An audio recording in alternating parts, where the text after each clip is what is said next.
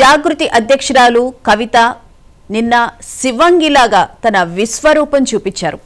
ఎందుకంటే తనపైన వస్తున్న ఆరోపణలకి సంబంధించి తనే గట్టిగా వాదించుకోవాలి, ప్రజల్లోకి తీసుకువెళ్ళాలి. కాబట్టి అసలు ఏం జరిగింది అనే విషయాల గురించి 2004లో ఏం జరిగింది, ఉద్యమ సమయంలో ఏ విధంగా స్టూడియోస్కు వెళ్ళి వాళ్ళ దోపిడీ చేశారనే విషయాల గురించి నాకు చాలా క్లియర్గా తెలుసు. కానీ తెలంగాణ పరువు పోతుంది అని చెప్పి నేను ఆ విషయం మాట్లాడట్లేదని చెప్పడంతో పాటు ఇప్పుడు జరుగుతున్న వాస్తవాల గురించి కూడా తన భర్తకి సంబంధించి ఆరోపణలు వచ్చిన నేపథ్యంలో అవి అన్నీ నిరాధారము.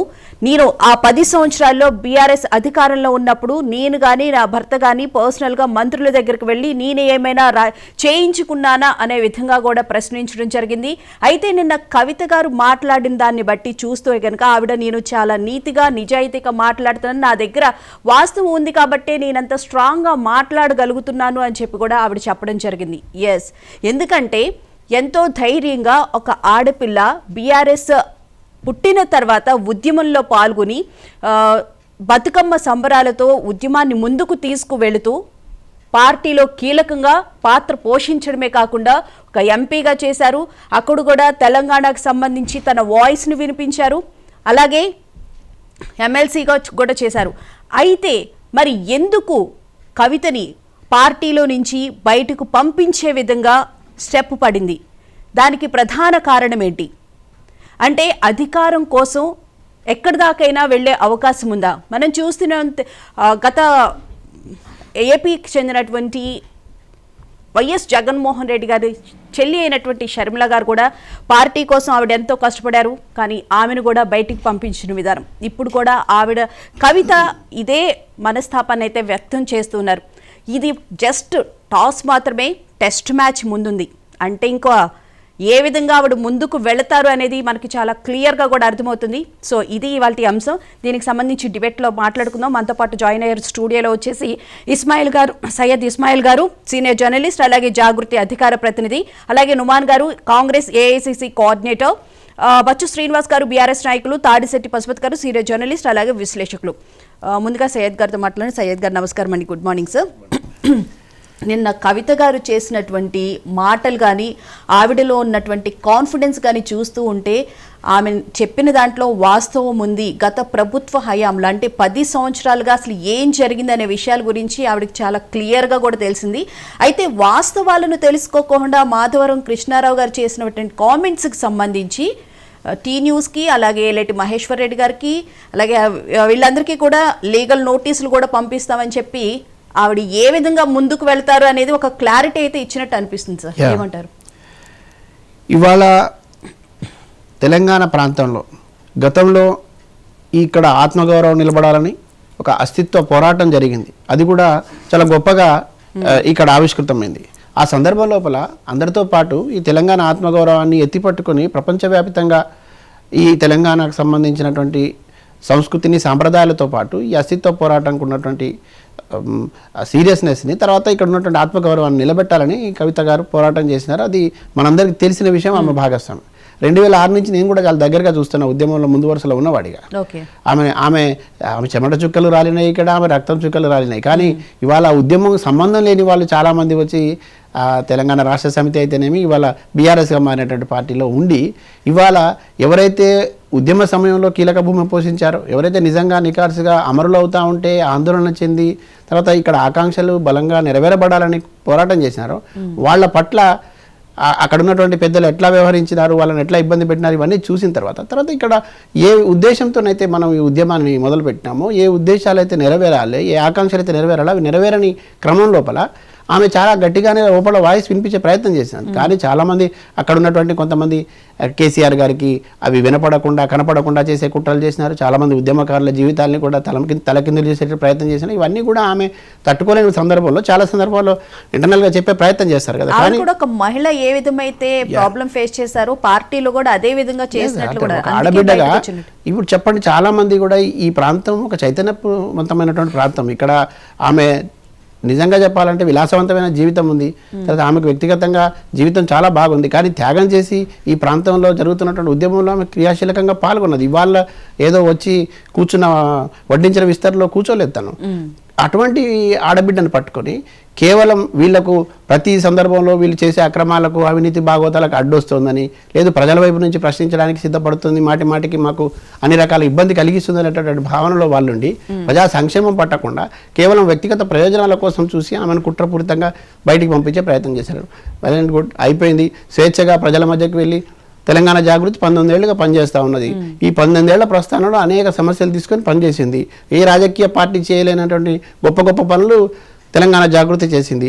ఇక్కడ ఉమ్మడి ఆంధ్రప్రదేశ్లో ఉన్నటువంటి అసెంబ్లీలో అంబేద్కర్ విగ్రహాన్ని పెట్టడం కోసం ఆ రోజు జాగృతినే ఉద్యమించింది. కవితక్క నాయకత్వంలో నిరాహార దీక్ష జరిగింది. దాంట్లో చాలా రాజకీయ పార్టీలు వెనక కూర్చున్నాయి, ప్రజా సంఘాలు కూర్చున్నాయి, అది సాధించినారు. తర్వాత ఇవాళ బీసీ ఉద్యమం కూడా నెత్తినెత్తుకొని 2 ఏళ్లుగా ప్రయత్నం చేస్తూ ఉన్నారు. ఇవాళ కొత్తగా కవితక్క గారు ఏం రాజకీయాలు చేయట్లేదు, కొత్తగా రాజకీయాలు మాట్లాడతాయి. ఈ క్రమం లోపల ఇప్పుడు ఉన్నది ఉన్నట్టు అంటే ఉలికెక్కువ అన్నట్టు నిన్నామన్నా కొంతమంది నాయకులు బయటకు వచ్చేసి ఆ మీద వ్యక్తిగతంగా ఆరోపణలు దిగే ప్రయత్నం చేస్తున్నారు. ఇక్కడ మనం అర్థం చేసుకోవాల్సింది, తెలంగాణ ప్రజలకు కూడా నేను చెప్పదలుచుకుంది ఏమిటంటే, తెలంగాణ జాగృతి జనంబాట పేరిట ప్రజల్లోకి వెళ్ళి ప్రజా సమస్యలు ఎక్కడెక్కడ సమస్యలు తిష్టవేసి ఉన్నాయి, అపరిష్కృతంగా ఏ సమస్యలు ఉన్నాయి, దీర్ఘకాలికంగా పెరిగిపోయిన సమస్యలు ఏంటి, వాటి పరిష్కారానికి ఎట్లా ప్రయత్నం చేయాలనే విషయం ప్రజల దగ్గరికి వెళ్ళి ప్రజలు చూపిస్తే చూసి ప్రజల ఆవేదన వినే ప్రయత్నం చేసి అక్కడ ఈ సమస్య ఇన్నేళ్లుగా ఉంది, గతంలో ఉన్నటువంటి ప్రభుత్వం చేయలేదు, ఇప్పుడు ఉన్నటువంటి ప్రభుత్వం హామీ ఇచ్చింది చేయట్లేదు, ప్రశ్నిస్తూ ఉంది ప్రజల తరఫున. అప్పుడు కవిత గారు కూడా ఎంపీగా ఉన్నారు, అలాగే ఇప్పుడు ఎమ్మెల్సీ కూడా కొనసాగారు. సో అప్పుడు ఎందుకు ఈ సమస్యల్ని కవిత గారు లేవనెత్తలేకపోయారు? ఇక్కడ మనం మాట్లాడుకోవాల్సింది ఏమిటంటే, రాజకీయ నాయకులు వాళ్ళు ఇట్లా మాట్లాడతారు, మనది కామన్. కానీ మనం మాట్లాడాల్సింది ఏమిటంటే, ఆమెను 5 ఏళ్ల పాటు ఎంపీగా పనిచేసినప్పుడు ఈ దేశంలో ఆదర్శవంతమైనటువంటి పార్లమెంటరీలో కవిత గారు కూడా ఉన్నారు. అది అర్థం చేసుకోవాల్సిన అవసరం ఉంది. ప్రతి సందర్భం లోపల ఆమె గొంతెత్తి ఈ తెలంగాణకు రావాల్సిన హైకోర్టు విషయాలు, ఇక్కడ రావాల్సిన అభివృద్ధికి సంబంధించిన అంశాలు, తెలంగాణ జరుగుతున్న అన్యాయాల మీద ఆమె, మీకు తెలుసో లేదో చాలామంది అర్థం చేసుకోవాలి, 48 గంటలు పార్లమెంట్లో నిలబడి నిరసన తెలియజేసినటువంటి ఏకైక మహిళ అండి కవిత గారు. ఆమె ఆషామాషిగా ఏం రాజకీయాలు చేయలేదు, కానీ కుట్రపూరితంగా ఆమెను నిజామాబాద్కు పరిమితం చేసి కొంత పరిధులు పెట్టేసి ఆమె ఎక్కడికి వెళ్ళినా నిఘా పెట్టేసి చివరికి వాళ్ళ ఫోన్లకు సంబంధించి తర్వాత స్వేచ్ఛ లేకుండా చేసి అనేక రకాలుగా ఇబ్బందులు పెడితేనే కదా ఈ సమస్య వచ్చింది. ఈ క్రమం లోపల ఇది జరుగుతోంది, ఇట్లా జరగకూడదు. తర్వాత రెండోసారి పోటీ చేసినప్పుడు కుట్రపూరితంగానే ఓడించినారు. ఓడించిన వాళ్ళు ఎవరో కూడా వీళ్ళకి తెలుసు, ఎందుకు ఓడించినారో వాళ్ళకి తెలుసు, ఎట్లా ఓడిపోయినామో తర్వాత రివ్యూలో మనకు తెలుసు. కాబట్టి ఇటువంటి సందర్భం లోపలికి అక్కడ ఉండే కంటే బయటకు వచ్చిన తర్వాత ప్రజల మధ్యనే ఉండాలి. అప్పుడు ప్రజల మధ్యలో ఉండాలనుకుంది, ఇప్పుడు కూడా ప్రజల మధ్యలో ఉంది. కాబట్టి ఇవాళ ప్రజల మధ్య నిలబడ్డప్పుడు సమస్యలు లేవనెత్తి పలానా సమస్యను చూపించి ప్రశ్నించేటప్పుడు దానికి సమాధానం చెప్పాల్సింది అక్కడ ఉన్నటువంటి ప్రజాప్రతినిధి, లేదంటే ప్రభుత్వం, లేదంటే గతంలో ప్రభుత్వంలో పదవులు అనుభవించిన వాడు, ఆ అవినీతిలో భాగమైన వాడు ఆన్సర్ చేయాల్సి అవసరం. ఇక్కడ కేసీఆర్ గారిని కూడా ఎదిరించాల్సిన పరిస్థితి వచ్చింది కదా ఆవిడకి. ఇప్పుడు తప్పకుండా అండి, నిన్న చెప్పినారు కదా, మీరు విన్నారు కదా, రాముడు సైతము రామదాసుకు సంబంధించి రాముడిని అత్యంత భక్తి శ్రద్ధలతో కొలిచిన వాడు రామదాసు ఏం చేసినాడు, ఆయనకు ఆభరణాలు చేయించినాడు, గుడి కట్టించినాడు, మొత్తం రాముడే దేవుడిగా కొలిచినాడు, అన్ని చేస్తే చివరికి తీసుకెళ్లి జైల్లో పెట్టారు. మరి జైల్లో పెట్టినప్పుడు ఎవడు కాపాడాలి? ఆయనకు ఆపద వచ్చినప్పుడు ఎవరు కాపాడాలి? రాముడు కాపాడాలి కదా. రాముడు రానప్పుడు ఆయన కూడా ఏం చేస్తాడు, ధర్మాగ్రహాన్ని ప్రదర్శిస్తాడు. ఇప్పుడు తప్పని పరిస్థితి కదా. ఈ జరుగుతున్న వాటి కళ్ళకు ముందు కనపడతా ఉంటే, కనపడి చూసి చూడనట్టు, వినపడతా ఉంటే ఆ వినపడినట్టు నటించడం మొదలు పెట్టేసి అట్లా ఉంటే ఇవాళ మరి అన్యాయంగా అక్రమంగా ఆమె మీద నిరాధారమైనటువంటి నిందలు, ఎన్ని నిందలు సరే ఒక ఆడబిడ్డ మీద ఇట్లా చేయొచ్చా? ఇది మన సంస్కృతిలో ఉందా? అయినా ఆమె ఎదురొడ్డి పోరాడుతూ ఉన్నది, వెన్ను చూపకుండా వెళ్తుంది, ధైర్యంగా ముందుకు వెళ్తా ఉన్నది, విషయాలు స్పష్టంగా చెప్పేటట్టు ప్రయత్నం చేస్తూ ఉన్నది. ఇంకొకటి, ఆమె వ్యక్తిగతంగా ఏ ఒక్క విషయంలో ఎవరి జోలికి వెళ్ళలేదు, కానీ తన జోలికి మాత్రం పదే వస్తున్నారు. ఎంతకాలం సహనంగా ఉండాలి? ఎందుకు మౌనంగా ఉండాలి చెప్పండి? ఇప్పుడు తప్పకుండా ఆన్సర్ చేయాల్సి వస్తుంది కదా. రెండోది, మాకు చట్టం మీద, న్యాయస్థానాల మీద గౌరవం ఉన్నది. ఏదైనా ఉంటే న్యాయస్థానాల ద్వారా తేల్చుకునే ప్రయత్నం చేస్తాం. నిన్న అందుకనే తప్పకుండా ఎవరైతే తప్పుడు మాటలు మాట్లాడారో, తప్పుడు ఆరోపణలు చేశారో వాళ్ళకు లీగల్గా నోటీసులు పంపించడం జరిగింది. తప్పకుండా మేము భవిష్యత్తులో కూడా న్యాయస్థానాలను ఆశ్రయిస్తాం. మేము కోరుకునేది ఏమిటంటే, నిరాధారమైనటువంటి ఆరోపణలు కానీ అబద్ధాలు కానీ చెప్పడం ఇప్పటికైనా మానండి. నిజాలు ఉంటే బయటపెట్టే ప్రయత్నం చేయండి. మీకు సంబంధించిన అవినీతి ఆరోపణలు, మీకు సంబంధించి ఇంకా గతంలో ఉన్నటువంటి ఏవైతే ఉన్నాయో వాటిని కూడా బయటపెట్టే క్రమం లోపల మేము కూడా లీగల్గానే ముందుకు వెళ్ళే ప్రయత్నం చేస్తాం తప్పకుండా. రైట్. పశుపతి గారు గుడ్ మార్నింగ్ సార్. నమస్తే. గుడ్ మార్నింగ్ భువన గారు. సార్, నిన్న కవిత గారు మాట్లాడిన దాన్ని బట్టి చూస్తే ఆవిడ రాజకీయంగా ఇంకా ముందుకు వెళ్లే విధంగానే స్టెప్స్ పడుతున్నాయేమో అనిపిస్తుంది. ఏమంటారు సార్? ఆవిడ నాతో పెట్టుకుంటే మామూలుగా ఉండదు, తమాషాలు చేస్తున్నారు ఒక్కొక్కరికి అని చెప్పి బీఆర్ఎస్ పార్టీకి అయితే తీవ్ర స్థాయిలో ఒక హెచ్చరిక లాంటి మాటలతోనే ఆవిడ మాట్లాడారని చెప్పి అనిపిస్తుంది. ముందుగా ఆ న్యూస్ వీక్షకులకు ప్యానెల్ ఉన్నటువంటి మిత్రులకు మీకు శుభోదయం. ఒకటి ఇక్కడ మీరు మాట్లాడుతున్నప్పుడు, సోదరుడు మాట్లాడుతున్నప్పుడు ఒక మహిళ అనే ఒక సెంటిమెంట్ లేవనెత్తాల్సిన ఆవశ్యకత లేదు. ఈ భారతదేశంలో, ఈ ప్రజాస్వామ్యంలో ప్రతి ఒక్కరికి బాధ్యత ఉంది. మహిళలు కూడా ఆకాశం నుండి భూలోకం వరకు పనులు చేస్తున్నారు, అన్ని రంగాలలో రాణిస్తున్నారు. దానికోసం పెద్దగా సెంటిమెంట్ పెట్టాల్సిన అవసరం లేదు. ఎందుకంటే వాళ్ళు లేనిది అంటే వాళ్ళు మహిళలు లేనిది ఈ దేశంలో ఏ పురోగతి లేదు. సో దానికోసం ఒక మహిళనో లేకపోతే ఒక బీసీ అనో ఒక ఎస్సీ అనో ఇట్లాంటి సెంటిమెంట్ మీ మహిళకి మీరు ఎంత గౌరవం ఇచ్చారో, ఎంత రెస్పెక్ట్ ఇచ్చారో మీ మాటల్లోనే అర్థమవుతుంది. Thank you so much sir. Thank you. అయితే ప్రధానంగా ప్రజా సమస్యల పైన ఇక్కడ ఉన్నటువంటి ప్యానెల్ ఉన్నటువంటి మిత్రులు కావచ్చు, ఒక మీడియా ప్రతినిధిగా మీరు కూడా ఎప్పుడైనా ప్రభుత్వాలను ఏలెత్తి చూపే ఒక ప్రాథమిక బాధ్యత, ప్రాథమిక హక్కు మనకు ఉంటుంది. అది ఏ స్థాయిలో ఉన్నటువంటి వ్యక్తులకైనా. ఆ క్రమంలో సమస్యలను ప్రభుత్వ దృష్టికి తీసుకుపోవడం చేస్తున్నటువంటి ప్రయత్నం కవిత గారిని మనం అభినందించాలి తప్పకుండా. అయితే అట్ ద సేమ్ టైం చాలా జాగ్రత్త వినాలి సోదరుడు కూడా. ఏమంటున్నామంటే 10 సంవత్సరాలు 20 సంవత్సరాలు ఆ పార్టీ మనుగడలో ఉన్నప్పుడు వివిధ స్థాయిలో పనిచేస్తూ స్వయాన మాజీ ముఖ్యమంత్రికి కూతురైనటువంటి ఆవిడ ఇవాళ 10 సంవత్సరాల తర్వాత పార్టీకి బయటికి వెళ్ళేసి నేను ఇంకా మీ చిట్టా బయట పెడతా, మీది ఇంకేదో చెప్పేతా, తర్వాత చెప్తా అని అంటే ప్రజలు విశ్వసనీయతను ప్రశ్నిస్తుంటారు. ఎందుకు అంటే మీరు పార్టీలో ప్రాథమిక సభ్యత్వానికి రాజీనామా చేశారు, పార్టీలో మీకు ఏ ఇంపార్టెన్స్ లేదని మీరే అంటున్నారు. ఇంకెందుకు తప్పు చేసేస్తే ఇంకా చిట్టా విప్పుతా అనడం ఏంటి? విప్పేయచ్చు కదా, ఇంకా దాయడం ఏంటి, దోబూచులాట ఏంటి? ప్రెస్ మీట్ పెట్టేసి ఒకటే రోజు ఏమో పెట్టేసేయండి. అంటే ప్రతి ఒక్కరు ఇప్పుడు రాజకీయాలు ఏంటంటే బ్లాక్మెయిల్ రాజకీయాలు చేస్తున్నారు. అది ఈ పార్టీ ఆ పార్టీ అని అన్నట్లేదు. ఇవాళ కొంతమంది మీడియాలో ఏం చేస్తుంటారు, నా దగ్గర 3 ఎకరాల భూమి వాడు కబ్జా చేశాడు, సర్వే నెంబర్ చెప్తాడు, సర్వే నెంబర్ చెప్పాడు, ఇక ఉంది, నాకు కంప్లైంట్ వచ్చింది అంటాడు. అంటే మరి నువ్వు సగం చెప్పేసి బ్లాక్మెయిల్ ఎందుకు చేస్తున్నారు? మొత్తం చెప్పేయచ్చు కదా. ఇప్పుడు నిజాయితీ కనుక మీ దగ్గర ఉంటే, అదేవిధంగా ఇవాళ ఏ టీవీ స్టూడియోలా లేకపోతే సినీ స్టూడియోసా ఎక్కడి నుండి డబ్బులు కలెక్ట్ చేశారంటే ఒక్కటి గుర్తుపెట్టుకోండి భువన గారు, ప్యానల్ ఉన్నటువంటి మిత్రులు లేకపోతే వీక్షకులు కూడా, ప్రతి ఒక్కరి డేటా ప్రతి ఒక్కరి దగ్గర ఉంది. కవిత గారి డేటా ఆ పార్టీ నాయకుల దగ్గర ఉంది, ఆ పార్టీ నాయకుల డేటా ఈవిడ దగ్గర ఉంది. ఎవ్వరేమీ స్వచ్ఛమైనటువంటి ఏమంటారు పాలరాయో లేకపోతే ఇంకా ఏదో కాదు. ప్రతి ఒక్కరి దగ్గర కాదు అనుకుంటే ఎక్కువ తక్కువ తప్పులు, ఎక్కువ తక్కువ దోపిడీ, ఎక్కువ తక్కువ అధికార దుర్వినియోగం.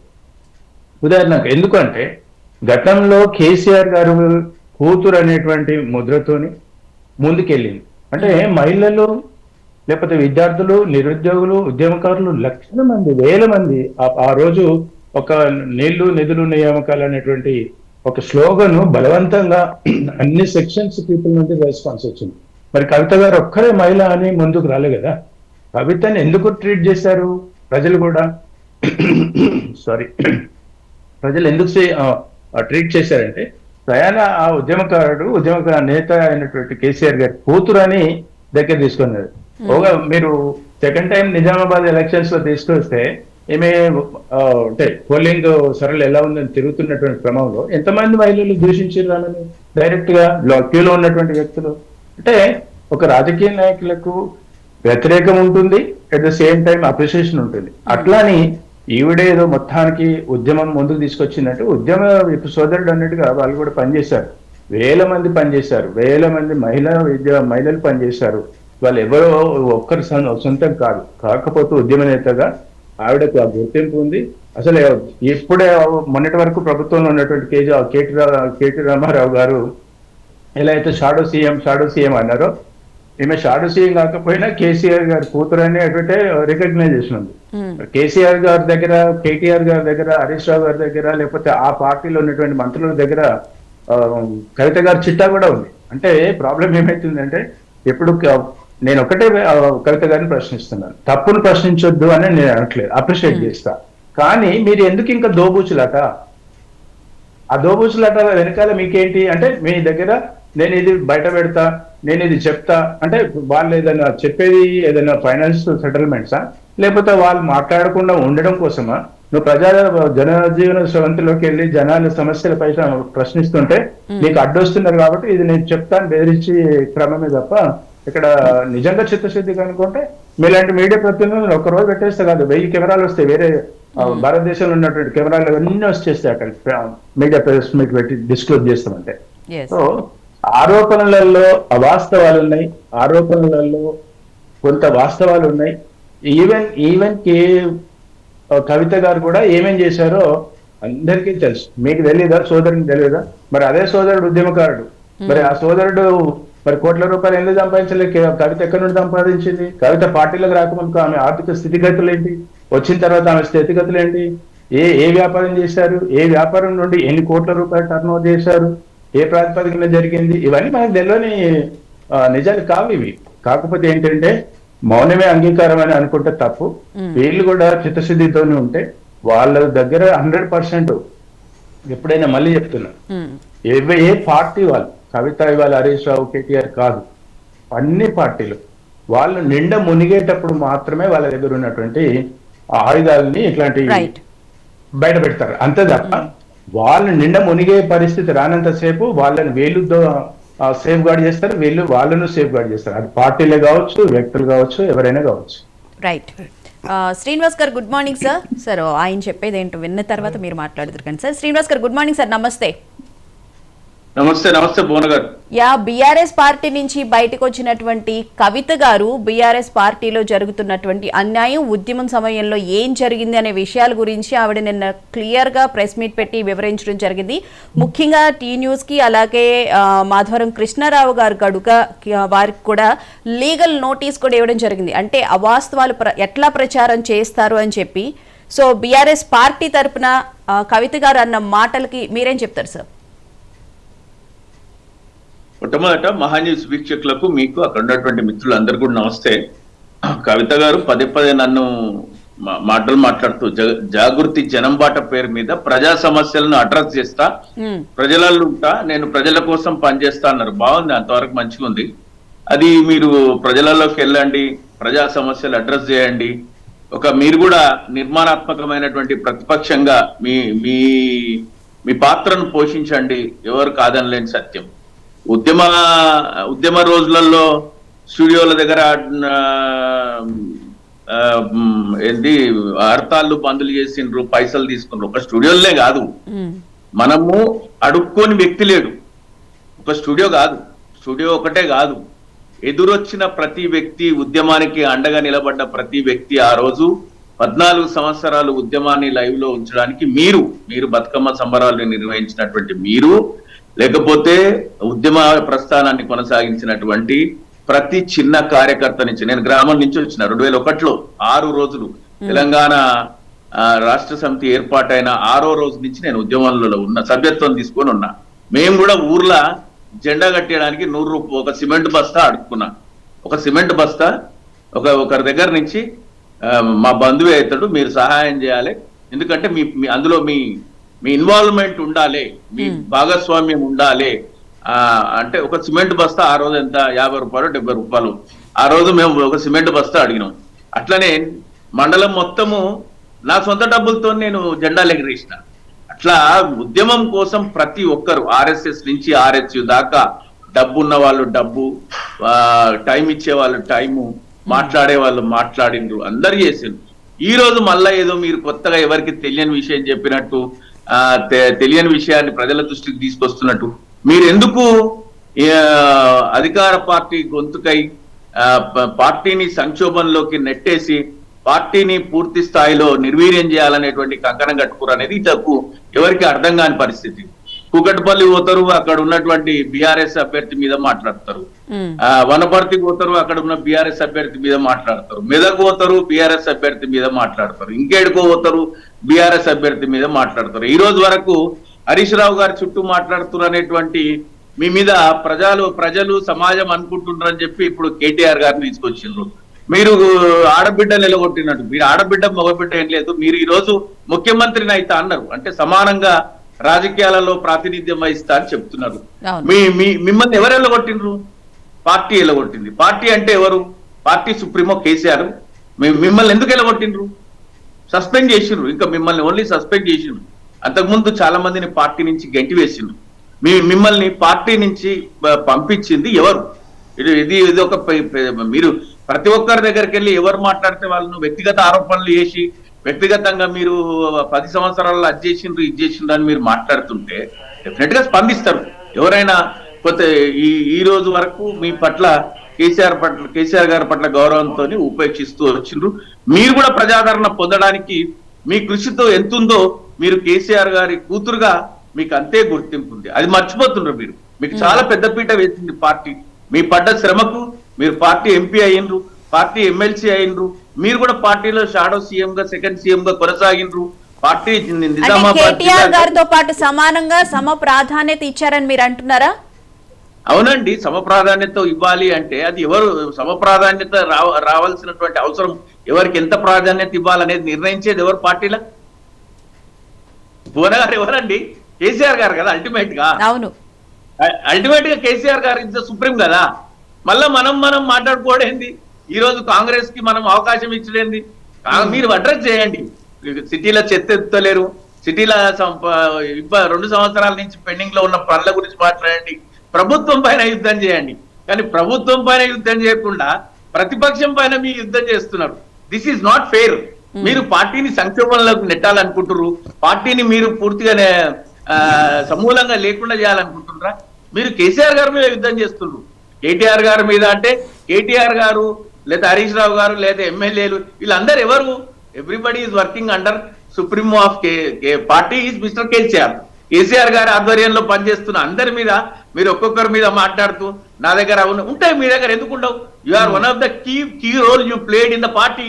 యూ సిన్స్ 2007 నుంచి పార్టీలో క్రియాశీలకంగా కేసీఆర్ గారి షాడోలో మీరు కూడా ఉన్నారు కాబట్టి పార్టీలో జరిగినటువంటి ప్రతి విషయం పూజగుచ్చినట్టు మీకు కూడా తెలుస్తుంది. దాంట్లో కొత్తగా ఉంది, కొత్త ఏముంది, వింతే ఉంది. నాకు తెలుసు అంటే మీకు తెలియకపోతే బాధపడాలి, కానీ తెలిస్తే ఎందుకండి బాధ? మీకు ఎందుకు తెలియదు? You are very very key role. అందరి చిట్టా నా దగ్గర ఉంది, అన్ని బయట పెడతానంటున్నారు. అరే ఇప్పుడు చిట్టా ఏముందండి? అలా చిట్టాలు ఏముంది, పట్టాలు ఏముంది? అందరూ వ్యవస్థలో ఉన్నప్పుడు అందరు చేసే పనే అది, వాళ్ళు చేసే పనే అది, ఎవరు చేసినా అదే. మీకు చిట్టాలు ఏముంది? మీరు ఇప్పుడు నేను ఇంకా ఏంటంటే నాకు చాలా ప్రేమ ఉంది కవితక్క మీద. నేను ఆమెను వ్యక్తిగతంగా ఇంకా విమర్శించదలుచుకోలేదు. అన్న అంటుండు, పశుపతి అన్న అన్నాడు, మీ పరిస్థితులు మీ గురించి కూడా మాట్లాడండి. ఇప్పుడు మీరు మాధవరావు గురించి మాట్లాడిండ్రు, మీ గురించి మాధవరావు మాట్లాడిండు, తప్పేముంది? ఆయన కొంచెం ఒక అడుగు ముందుకేసిండు. నిరంజన్ రెడ్డి గారి గురించి కానీ ఎవరి గురించి వ్యక్తిగతంగా మాట్లాడలేదండి. వాళ్ళు ప్రజాప్రతినిధిగా ఉన్నారు. ఎక్కడన్నా ప్రజాప్రతినిధిగా ఉన్నారా? ఆయన తప్పకుండా జవాబుదారీతనం ఉన్నది, అక్కడ సమస్య ఉన్నది, ఆ సమస్య పరిష్కరించాల్సిన బాధ్యత తనదని చెప్పిన వెళ్ళలేదు. మీరు మాట్లాడుతుంటే పర్లేదు. మీరు పార్టీ నుంచి గెంటి వేసిందంటే ఎవరికి మీరు చెప్పండి. You are the senior journalist కదా, ఎవరు గెంటి వేసారు పార్టీ నుంచి? ఇప్పుడు పార్టీ నుంచి సస్పెండ్ చేస్తున్న పరిస్థితి ఎవరు చేసిండు? కేసీఆర్ చేసిండు, కేసీఆర్ పార్టీ చేసింది, బీఆర్ఎస్ పార్టీ చేసింది. కేసీఆర్ అంటే ఎవరు? మీ పార్టీకి అధ్యక్షుడు. ఆయన ఆలోచించాలి కదా, ఆయన కూడా ఆలోచించాల్సిన అవసరం ఉండే, కేటీఆర్ గారు ఆలోచించాల్సిన అవసరం ఉండే, వాళ్ళకు వాస్తవాలు తెలుసుకోవాల్సిన అవసరం ఉండే. తొందరపాటు చర్య ఎందుకు చేసినారు? ఎవరి మాటలు మీరు సస్పెండ్ చేసినారు? ఏం అక్రమాలు చేసినారని, ఏం అవినీతి చేసినారని చేసినారు?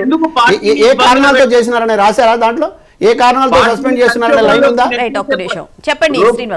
అధికార పార్టీ చేయాల్సినటువంటి మాటలు మీరు మాట్లాడుకుంటా, మీరు అధికార పార్టీకి పక్షాన నిలబడి మాట్లాడుకుంటా మీరు ఏ ఉద్దేశంతో మాట్లాడుతున్నారో ఎందుకు మాట్లాడుతున్నారు? 2000 వచ్చినప్పటి నుంచి ఇంట్లో కూర్చోలేదు తను, ఉద్యమంలో ఉన్నది. రెండోది ఎంపీగా అవకాశం ఇచ్చినాము, ఎమ్మెల్సీ కాబట్టి ఎవడి భిక్ష కాదు ఇది. ఈ తెలంగాణలో కొట్లాడి తెచ్చుకున్న తెలంగాణ, పోరాడినోడు ఖచ్చితంగా ముందు వరుసలో ఉండాలి. సరే కొంత అవకాశం కలిసి వచ్చింది, కానీ ఆమె సద్వినియోగం చేసింది, దుర్వినియోగం చేయలేదు. ప్రతిరోజు ప్రజల మధ్యన ఉన్నది, ఈ రోజు వరకు కూడా ప్రజల మధ్యన ఉన్నది. ఇక కొన్ని ఆరోపణలు చేస్తూ ఉన్నారు, ఆమె కూడా వ్యక్తిగతంగా ఏదో ఆస్తులు సంపాదించారు. నేను ఇప్పుడు కూడా చాలా స్పష్టంగా మొత్తం సమాజానికి చెప్తా ఉన్నా, రాజకీయ నాయకులకు చెప్తా ఉన్నా, ఇప్పటి వరకు ఆమె మీద వచ్చినటువంటి ఆరోపణలు ఆమెను వ్యక్తిగతంగా దూషిస్తే ఆమె వ్యక్తిగత హననానికి పాల్పడుతున్నప్పుడు మాత్రమే ఆమె రెస్పాండ్ అయ్యి మాట్లాడుతుంది తప్ప ఆమె ఎవరి మీద నువ్వు బురద జలాలనే ఆలోచన ఆమెకు లేదు. చాలా పనిలో ఉంది, చాలా బిజీగా ఉంది, ఆమె భవిష్యత్ ప్రణాళిక రూపొందించుకునే పనిలో ఉంది, ప్రజల సంక్షేమానికి పనిచేయాలనుకుంటుంది. మీరు మాట్లాడుతుంటా పోతాం, మీరు మాత్రం మాట్లాడొద్దు, మేమేమో ఇష్టం వచ్చిన ఆరోపణలు చేస్తాం, వ్యక్తిగత ఆరోపణలు చేస్తాం, ఆమె వ్యక్తిగత జీవితాన్ని కూడా మేము భంగం కలిగించే ప్రయత్నం చేస్తామంటే చూస్తూ ఊరుకోవడం సరికాదు. కాబట్టి ఆమె ఎదురుదాడికి దిగడం మొదలుపెట్టింది. వాస్తవాలు తప్పకుండా మాట్లాడాలి కాబట్టి ప్రజలకు చెప్పాలి, చెప్తా ఉన్నది. రెండో అంశం ఏమిటంటే, ఇవాళ నేను చాలా స్పష్టంగా చెప్పదలుచుకున్నా, ఏ ప్రజాప్రతినిధి అయినా, ఏ రాజకీయ నాయకుడైనా, ప్రతి పౌరుడు కూడా ఒక హక్కు ఉంటుంది. అంటే తను ఈ నిజాల్ని బయట చెప్పడం కానివ్వండి, తన దగ్గర ఉన్న ఆధారాలు బయటపెట్టడం కానీ, నిరాధారంగా మాట్లాడడం అనేది మంచిది కాదు.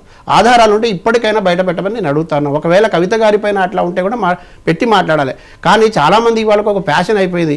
నేను ఎందుకు ఆడబిడ్డ పదం వాడుతున్నానంటే, అరే ఒక ఆడబిడ్డ పట్ల కొంత మనం ఆలోచించి మాట్లాడతాం కదా, కొంత చూస్తాం కదా, మన సంస్కృతి కదా. కాబట్టి ఒక ఆడబిడ్డ ఇవాళ ఒంటరిగా బయటకు వచ్చిన తర్వాత ఈ ప్రజల కోసం ఆలోచించి, ప్రజా సంక్షేమం కోసం ఆలోచించి, జనం బాటకు వెళ్ళి ప్రజా సమస్యలు చూసుకుంటూ ఆ పరిష్కారం చేయండి ప్రభు అని చెప్పేస్తుంది.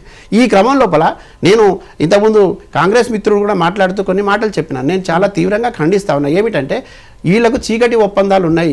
కేటీఆర్ మీద కేసులు పెడతామని, కేసీఆర్ గారు ఆరోగ్యం బాగలేదని సానుభూతి చూపించిన, ఐఎమ్ వెరీ హ్యాపీ, ఉద్యమకారుడు, ఆయన నాకు కాపాడుకోవాల్సిన అవసరం ఉన్నది. కేటీఆర్ గారి మీద మీరే పదే పదే ఆరోపణలు చేస్తున్నారు కదా, ఇక రేపు ఎల్లుండి కేసు, ఈరోజు ఇప్పుడు అరెస్ట్ అని ఎందుకు చేయలేకపోతున్నారు, ఎందుకు జరగటం లేదు? రెండవది, హరీష్ రావుకు సంబంధించిన అంశాలు కూడా చాలామంది ఆయనతో టార్గెట్ చేస్తున్నారు. ఆయన ఎన్ని కుట్రల కుంపట్లు చేస్తున్నారో, తర్వాత ఎవరు ఏ రకమైనటువంటి సోషల్ మీడియాను అడ్డు పెట్టుకొని చేస్తున్నారు, లేదంటే ఎవరిని ఉసిగొలుపుతున్నారు అనేది కూడా ప్రజలు గమనిస్తూ ఉన్నారు. వీటన్నిటినేమో మేము చేసుకుంటూ వెళ్తాం, ఆమె మాత్రం నోరు మూసుకొని కూర్చోవాలంటే, నా దగ్గర కూడా ఆధారాలు ఉంటే సందర్భం వచ్చిన బయట పెడతా అని మాట్లాడడం ఒక మాట తప్ప. మీరేమో రోజు ఆమెను గుడ్డగాల్చి మీదేస్తాం, బురద మీద వెళ్తాం, మీరు కడుక్కోండి అని చెప్పి కూర్చుంటారా? రెండోది, నేనేమంటున్నానంటే, ఇప్పటికైనా సమస్యల మీద మాట్లాడుతున్నప్పుడు ఆ సమస్యల పరిష్కారానికి మీ హయాంలో జరగని ఏమనుంటే జరిగినాయా మీరు చెప్పే ప్రయత్నం చేయండి, జరగలేదా ఎందుకు జరగలేదో చెప్పే ప్రయత్నం చేయండి, అవినీతి జరిగిందా జరిగింది, జరగకపోతే జరగలేదని చెప్పే ప్రయత్నం చేయండి. అంతేగాని వ్యక్తిగత విమర్శలకు వచ్చి ఆ కుటుంబాన్ని లాక్కొచ్చి పెట్టి మాట్లాడడం అనేది సరైనది కాదని నా భావన. ఇక ఫైనల్గా ఇవాళ ఈ రాష్ట్రంలో మొత్తం ఈ దేశంలో తెలంగాణకు సంబంధించినటువంటి ఒక చైతన్యవంతమైనటువంటి పాత్ర పోషించిన ప్రజానీకం ఉన్నది. ఇక్కడ ఒక శాంతియుతమైనటువంటి మార్గంలో రాష్ట్రాన్ని తీసుకొచ్చినటువంటి ఘనత ఈ ప్రాంత ప్రజలది. ఈ ప్రాంత ప్రజలు ఏం కోరుకుంటున్నారంటే, అమరుల ఆత్మత్యాగాలు వృధా కావద్దు, ప్రజల ఆకాంక్షలు వృధా కావద్దు, తర్వాత నీళ్లు నిధులు నియామకాలు మనమే చెప్పుకున్నాం కాబట్టి ఈ ప్రాంతం సస్యశ్యామలంగా ఉండడం కోసం ఇక్కడ పాలించే వాళ్ళు ఆ పని చేయండి బాబు అని చెప్పి కోరుకుంటున్నాం. 10 ఏళ్ల పాలనలో ప్రయత్నం చేసిన తను కూడా భాగస్వామిగా ఉంది. యాస్ చెప్తా ఉన్నది, క్షమాపణ చెప్పింది. ఏ రాజకీయ నాయకుడు ఇప్పటివరకు ఆ ప్రయత్నం జరగలేదు. అమరవీరుల స్తూపం దగ్గర తాను వరకు జరిగినటువంటి తప్పులకు క్షమాపణ చెప్పింది. ఇక రోజు దాన్నే మాట్లాడుకుని వల్లి వేస్తామంటే నేనేం చేయలేను.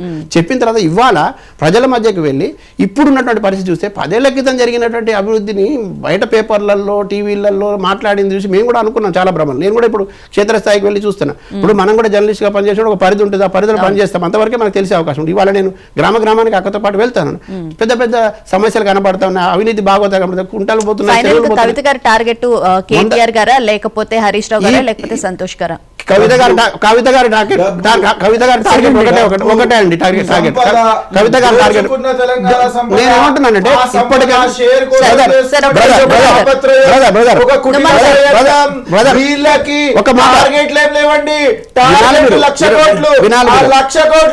ధైర్యం ఉంటే బయట పెట్టండి. ప్రభుత్వం మీదే ఉంది, ప్రభుత్వం మీదే ఉంది. ఊకదంపుడు ఉపన్యాసాలు కాదు, ప్రభుత్వం మీద ఉంది కదా. సమాచారం లేకపోవచ్చు, మా దగ్గర ఇవ్వండి కదా, ఇవ్వండి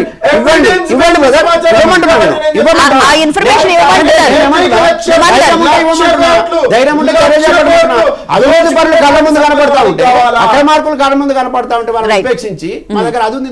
నేను ఇప్పుడు కూడా బ్రదర్ మిమ్మల్ని అడుగుతున్నా, మీ ప్రభుత్వాన్ని డిమాండ్ చేస్తా ఉన్నా, మీ దగ్గర ఆధారాలు ఉన్నాయని మాట్లాడడం కదా. మీరు ప్రభుత్వం బ్రదర్, మీరు ఇంకా ఉన్నాయి లేవని మీరు యాక్షన్ తీసుకోవచ్చు, మీరు చర్య తీసుకోవచ్చు, విచారణ చేయండి, చర్యలు చేపట్టండి. ఇచ్చిన ఆధారాలు ఎందుకు టైం ఏం రాజకీయం ప్రజలు ఎందుకు మధ్య పెడుతున్నారు? ప్రజలు ఎందుకు పెడుతున్నారు. ప్రజల మధ్య పెట్టే ప్రయత్నం ఎందుకు చేస్తున్నారు? ప్రజలు ఎందుకు మోసం చేస్తున్నారు? పారదర్శకంగా ఉండాలి కదా. ప్రభుత్వం ప్రజాధనాన్ని దుర్వినియోగం కాకుండా చూడాలి, ప్రజలకు అసౌకర్యం కలగకుండా చూడాలి, రాజకీయ నాయకులు అవినీతి పాల్పడకుండా చూడాలి. ఇది ప్రభుత్వం బాధ్యత. రాజకీయ గొడవలు సృష్టించడము, టైం చూసి మేము మాట్లాడతామంటే మీకు ఇచ్చిన అవకాశం దేనికండి? సమస్యలు పరిష్కరించమని, మంచి పాలన అందించమని ఇచ్చినాం. గతంలో ఇట్లా జరిగిందనే మీకు పరిపాలన ఇచ్చాం. మీరు చెప్పారు కదా వాగ్దానాలు, ఏమి ఎందుకు చేయట్లేదు? నేను కవిత మాట్లాడాలని మళ్ళీ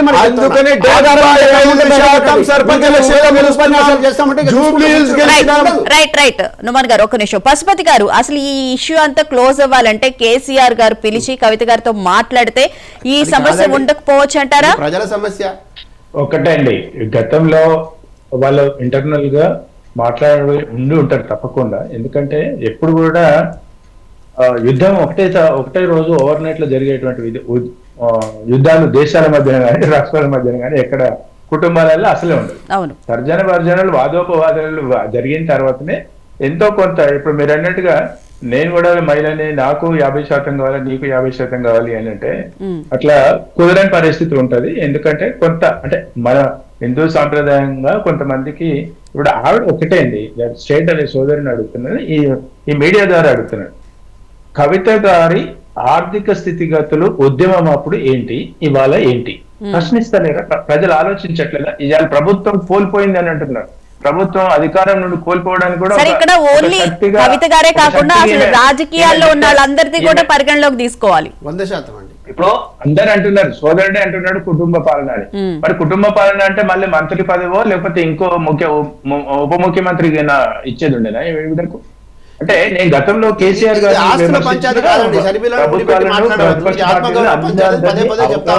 అంటే తప్పు చేసినప్పుడు ప్రతి పార్టీ, నేను కేసీఆర్ గారిని కూడా ఏ విషయాలలో నేను విమర్శించినో మీ అందరికి తెలుసు. అంటే ఇవాళ స్వయంగా ఆవిడ కేసు వెళ్తే, లిక్కర్ స్కామ్ లో వెళ్తే, ఇగో మన స్టూడియోలో ఉన్నటువంటి బచ్చు శ్రీనివాస్ గారు అన్నా కూడా వెళ్ళిండు, హరీష్ రావు గారు వెళ్ళారు, కేటీఆర్ గారు వెళ్ళారు. మరి ఆ రోజు కేసు పోనీ లోపలికి పోనీ అని వదిలేయలేదు కదా. వీళ్ళు పోయి ఢిల్లీలో కూర్చున్నారు కదా, వాళ్ళ న్యాయవాదులతో మాట్లాడారు కదా, ఆవిడకి మోరల్ సపోర్ట్ ఇచ్చారు కదా. అంటే ఇవన్నీ ఒక్కటండి, జీవితమే ఒక లైఫ్ కాంప్రమైజ్ లో డబ్బులు ఏంటండి? ఇవాళ ఉద్యమం చేసేటప్పుడు ఈవిడ పెళ్లి చేసుకునేటప్పటికి డబ్బుల పరిస్థితి ఏంది, ఈమె ఉద్యోగం ఏం చేసింది, తర్వాత వ్యాపారాలు ఏం చేసినాయి, అవన్నీ ఉన్నాయి కదా. అంటే గతంలో హరీష్ రావు గారు కూడా చెప్పులు వేసుకున్నాడా, స్లిప్పర్స్ వేసుకున్నాడా? నేను చిన్న ఉన్నప్పుడు మనమందరం స్లిప్పర్స్ వేసుకున్న వాళ్ళమే 40 ఏళ్ల కింద. మనమేమో మొత్తం ఆ రోజు 40 ఏళ్ల కింద 50 ఏళ్ల కింద బట్టా చెప్పులు వేసుకోవాలి పుట్టినరోజు నుంచి. ప్రతి ఒక్కరికి స్లిప్పర్స్ వేసుకున్నాడా అని విమర్శిస్తుంటారు. ఇవాళ వీళ్ళే ప్రతిపక్ష పార్టీలు కానివ్వండి, లేకపోతే సోదరులు కానీ ఉద్యమం ఎస్ బచ్చు శ్రీనివాస్ గారు ఉన్నారు, మేము కూడా జేఏసీలో పనిచేసినాం. ఇవాళ నీకు అందరికి మన 50 మందికి ఆడ 5,000 మందికి మంత్రి పదవులు రావండి, 5,000 మంది కార్పొరేషన్ చైర్మన్ ఉండవండి. కనీసం వాళ్ళకి ఏదైతే వెసులుబాటు ఉండాలో అది చేయాల్సిన బాధ్యత గత ప్రభుత్వాన్ని. ఒక్కటే ఇక్కడ ఇవాళ కవిత గారు దగ్గర కొంతమంది, కవిత గారు చాలా బలవంతురాలంటే ఎస్ నేను ఒప్పుకుంటా. ఏ విషయంలో? చాలా ఆర్థిక బలవంతురాలు ఆమె. ఎందుకంటే ఆవిడను కొంతమంది మిస్గైడ్ చేస్తున్నారు. సెకండ్ స్టేజ్ అని, థర్డ్ స్టేజ్ పీపుల్ ఉన్నారు కదా, కవితక్క నువ్వు హీరోవి, నువ్వు జీరోవి కాదు, నువ్వు డోమ్ డామ్ అని ఆమెను బూస్టప్ చేస్తున్నారు. ఆమె దగ్గర డబ్బులు ఖర్చు పెట్టి, అంటే ఆమెకు ఒక ఫాలోవర్స్ కావాలి ఇప్పుడు. అంటే ఒక మీటింగ్ పోతే 100 మంది కావాలి, లేకపోతే 1000 మంది కావాలి. ఆవిడ ప్రశ్నించే తత్వాన్ని కానీ, లేకపోతే ప్రశ్నించే క్రమంలో వస్తున్నటువంటి ప్రతిస్పందనను చూసి ఇంకో 2 నెలల్లో ఆవిడ జీవిత గమ్యం ఏంటిదనేది తెలిసిపోతుంది. ఇక స్థానిక సంస్థలు అయిపోతున్నాయి, ఎలక్షన్స్. ఆమె ఎంపీటీసీ జడ్పీటీసీలో పోటీ చేసేది కార్యక్రమం లేదు. ఎమ్మెల్యే ఎలక్షన్స్ ఇప్పుడు అసలే రావు. ఇంకెక్కడుంది? ఈ 6 నెలల్లో కవిత గారు ఈ పాదయాత్రలని అదే ఇదని చేసేసి ఈ క్రమంలో ఉన్నటువంటి ఆవిడ దగ్గర ఉన్నటువంటి ఫాలోవర్స్ ఎవరైతే ఉన్నారో వాళ్ళకు ఒక క్లారిటీ వచ్చేస్తుంది, వాట్ ఈస్ కవిత అని. అప్పుడు ఈమె మళ్ళీ ఇంటి బయట చేరుకుంటది. మళ్ళీ ఇది గమ్యం తెలియని ప్రయాణం ఆవిడది, డబ్బులతో పాటు నడుస్తున్నటువంటి కార్యక్రమము. నేనేమంటున్నానంటే ఇవాళ 10 సంవత్సరాలు మీరు ఆ అధికారంలో ఉన్నప్పుడు ఏమాత్రం ప్రశ్నించకుండా ఇలా బయటకు వస్తే మీ చిత్తశుద్ధిని ఎవరు కూడా 100% పాజిటివ్ తీసుకోరు. అదేవిధంగా కాంగ్రెస్ సోదరుడు అంటున్నాడు కేసులు వేయచ్చు కదా, కేసులు వేసుకుంటే మీరు కోర్టులో చూసుకోవచ్చు కదా. అంటే ఈ కేసుల గురించే కదా మీ ప్రభుత్వాలు ప్రతిపక్ష పార్టీలు ఆడుతున్నటువంటి గేమ్. గతంలో అధికారంలోకి రాకముందుకు ఓ కాళేశ్వరం అదిగో అయిపోయింది, ఇందులో ఇన్ని లక్షల కోట్లు అయినాయి, ఇన్ని వేల కోట్లు అయిపోయినాయి. ఇవాళ అధికారం వచ్చేసింది, 2 సంవత్సరాలు సక్సెస్ఫుల్ గా కాంగ్రెస్ ప్రభుత్వం సెలబ్రేషన్ కూడా చేసుకుంటుంది. ఇవాళకి కవిత లోపలి పోలే, కేటీఆర్ లోపలి పోలే, కేసీఆర్ లోపలి పోలే, హరీష్ రావు లోపలి పోలే, ఏ మంత్రి లోపలి పోలేదు, ఏ ఎల్ఐ పోలేదు. అంటే ఇదే నేను చెప్పదలుచుకున్నాను. ఈ ప్రభుత్వాలు వచ్చినప్పుడు ఆ ప్రభుత్వాన్ని కాపాడుతుంటే, ఆ ప్రభుత్వాలు వచ్చినప్పుడు ఈ ప్రభుత్వాలను ఎవరు ఇక్కడ కాపాడడానికి లేదండి. 2 సార్లు జైలుకి పంపించినారు మా ముఖ్యమంత్రి రేవంత్ రెడ్డి గారిని. ఎవరిని కాపాడే విధంగా మేము ఇక్కడ లేవండి. నేను ఒకటే విషయం చెప్తున్నా, మేము ఒక ప్రాసెస్ ఫాలో అవుతున్నాము, ఇన్స్టిట్యూషనల్ ప్రాసెస్ ఫాలో అవుతున్నాము. ఇన్వెస్టిగేషన్ నడుస్తున్నది, ఎవిడెన్స్ కలెక్ట్ చేస్తున్నారు. 100% జైలుకి పోతారు. 100% నేను చెప్తున్నా. మీరు ఎవరిని మేము ఇక్కడ కాపాడడానికి లేవు. 100% మా ఏకైక ఎజెండా తెలంగాణ డెవలప్మెంట్. మా ఏకైక ఎజెండా తెలంగాణ డెవలప్మెంట్, మరొకటి కాదండి. మీరు మా మీద నిందలేసే ప్రయత్నం మీరు చేయకండి. మీరు ఒక ఎనలిస్ట్ గా మాట్లాడుతున్నారు, మీరు జేఏసీలో ఉన్నా అంటున్నారు, మీరు జేఏసీలో పనిచేసినా అంటున్నారు. కానీ ఈ రకంగా మీరు బేస్లెస్ చేయడం మంచి పద్ధతి కాదండి మిత్రమా. నేను మీకు సూచన చేస్తున్నా, ఓపిక అనేది ఉండాలా. అంటున్నాము, we're not living in a monarchic country, we're not living in a dictatorship, we're living in a democracy. Please have some patience. Right Srinivas garu, ఇప్పుడు కవిత గారు బయటకు వచ్చిన విషయానికి సంబంధించి ఆత్మగౌరవం లేకే బయటకు వచ్చారు అని చెప్పి సయ్యద్ గారు చెప్తున్నారు. నిజంగానే బీఆర్ఎస్ పార్టీలో మహిళలకి ఆత్మగౌరవం ఉందా లేదా? ఉద్యమకారులకు కూడా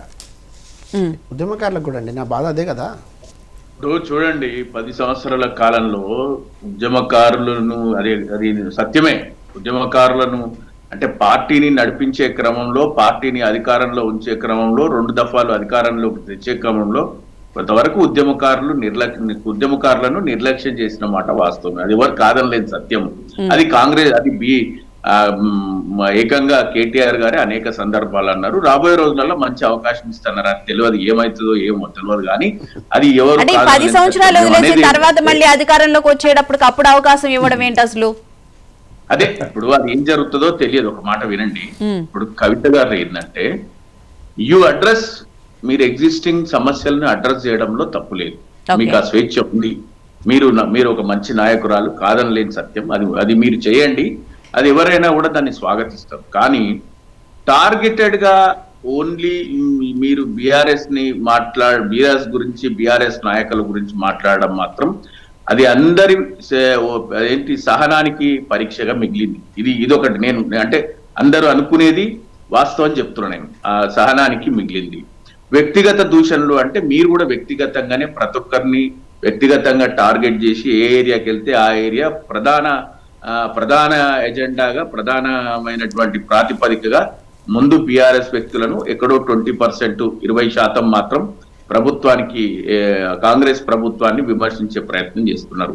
కాబట్టి నేను ఏమంటున్నా అంటే, మీరు నాయకురాలుగా ఎదగడానికి బీఆర్ఎస్ లేకుండా చేసే ప్రయత్నం బీఆర్ఎస్ నే టార్గెట్ చేయకుండా స్థానిక సమస్యలను అడ్రస్ చేయండి, స్థానిక సమస్యల మీద పోరాటం చేయండి, లేకపోతే మీరు ఇంకా ఏదైనా చేయండి. కానీ అంటే ప్రతిస్పందన కూడా ఖచ్చితంగా ఉంటది. ఈ రోజు 1, 2, 3, 4, 5 పోతూ ఉంటే ఖచ్చితంగా ప్రతిస్పందన కూడా ఉంటది. మిమ్మల్ని కూడా నిలదీస్తారు, మిమ్మల్ని కూడా అడుగుతారు, మిమ్మల్ని కూడా ప్రశ్నిస్తారు. కాబట్టి కవిత గారు దయచేసి ఏంటంటే, పార్టీనే టార్గెట్ చేయకుండా, బీఆర్ఎస్ కాదు మీ టార్గెట్, తెలంగాణ ప్రజలని మీరు మాట్లాడుతున్నారు. తెలంగాణ సమాజాన్ని హక్కున చేర్చుకోండి. తెలంగాణ ప్రజల పక్షాన మీరు కూడా ప్రజా గొంతుకై నినదించండి. మిమ్మల్ని హర్షిస్తారు, స్వాగతిస్తారు. కానీ ప్రధానంగా బీఆర్ఎస్ పార్టీని టార్గెట్ చేసి ఇంకెవరు పక్షానో నిలబడి మాట్లాడితే బీఆర్ఎస్ శ్రేణులు కానీ, బీఆర్ఎస్ నాయకులు కానీ, బీఆర్ఎస్ పార్టీ కానీ కేసీఆర్ గారిని, తెలంగాణ సమాజాన్ని, బీఆర్ఎస్ ఉద్యమాన్ని అమితంగా ప్రేమించే వ్యక్తుల హృదయాల నుంచి మీరు శాశ్వతంగా మీ స్థానాన్ని కోల్పోతారు. ఇంతవరకు నేను చెప్పగలను. రైట్ నుమాన్ గారు, కేసులకు సంబంధించి ఒక్క నిమిషం, మా సోదరుడు నుమాన్ గారు మాట్లాడుతుంది. నాకు ఆ చిట్టాలు తెలుసు, ఈ చిట్టాలు తెలుసు, పైసల పంచాయతీ అవుతుంది, అన్ని మీరే చూసినట్టు, మీకే తెలిసినట్టు మాట్లాడద్దు. మీకు ఎవరన్నా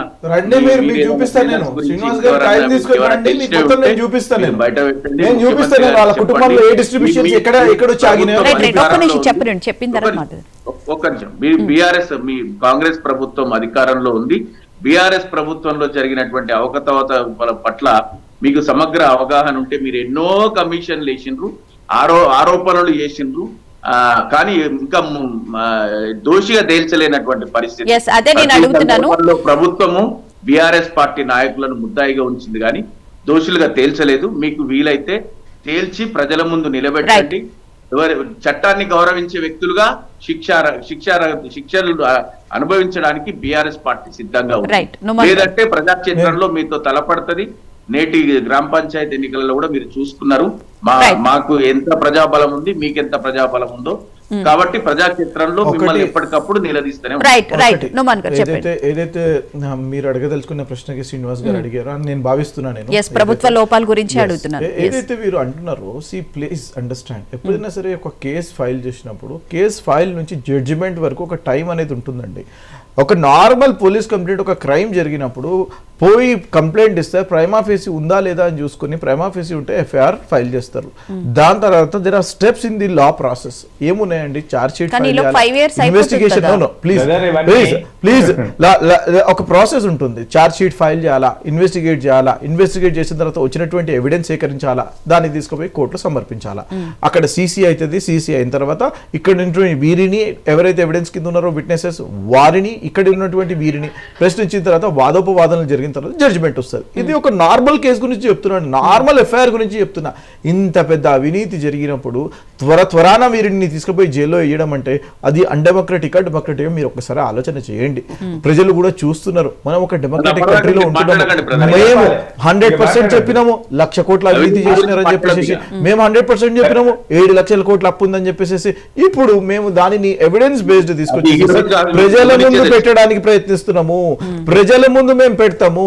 మీరు ప్రతి ఒక్క స్కామ్ గురించి అడగండి, నేను చెప్తా ఏ స్టేజ్ లో ఉందో. మీరు FN గురించి అడగండి. డిఓపిటి మిస్టర్ అరవింద్ కుమార్ గారిని ఇన్వెస్టిగేట్ చేయాలి కాబట్టి డిఓపిటి గురించి గవర్నర్ గారి దగ్గర నుంచి అప్రూవల్ వచ్చింది. మిస్టర్ కేటీఆర్ ని విచారిస్తారు. నెంబర్ 1. మీరు కాళేశ్వరం గురించి అడగండి. September 1st, 2025 we have gone to the CBI.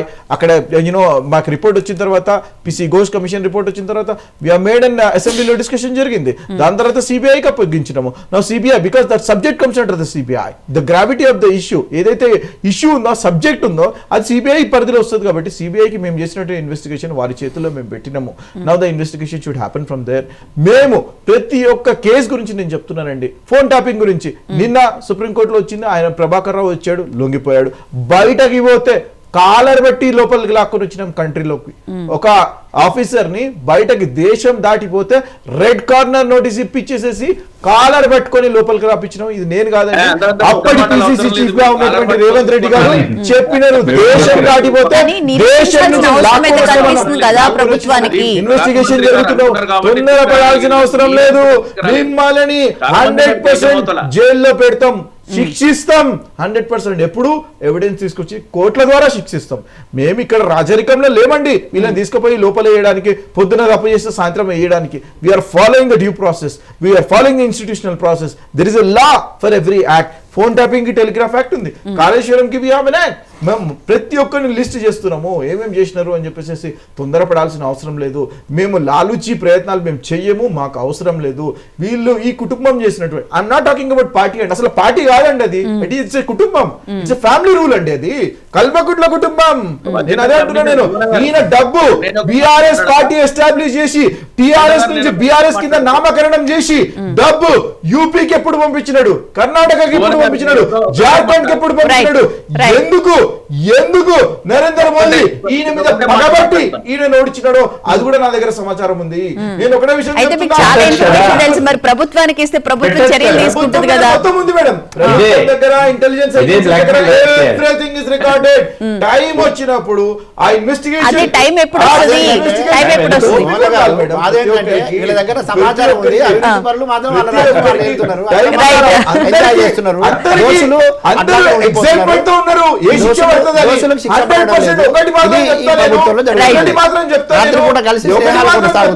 రెండు మార్లు మా ముఖ్యమంత్రి వర్యుడు రేవంత్ రెడ్డి గారిని ఆనాడు పిసిసి చీఫ్ గా ఉన్నప్పుడు జైలుకి ఏ విధంగా అయితే పంపించినారో అంతకంటే ఎక్కువ 100% చెప్తున్నా.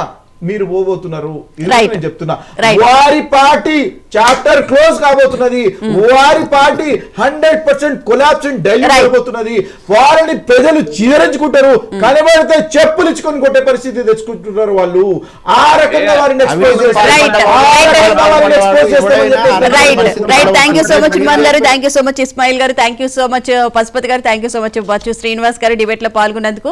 సో ఇది వాళ్ళ మహా డిబేట్ చూస్తూనే ఉండండి మహా న్యూస్.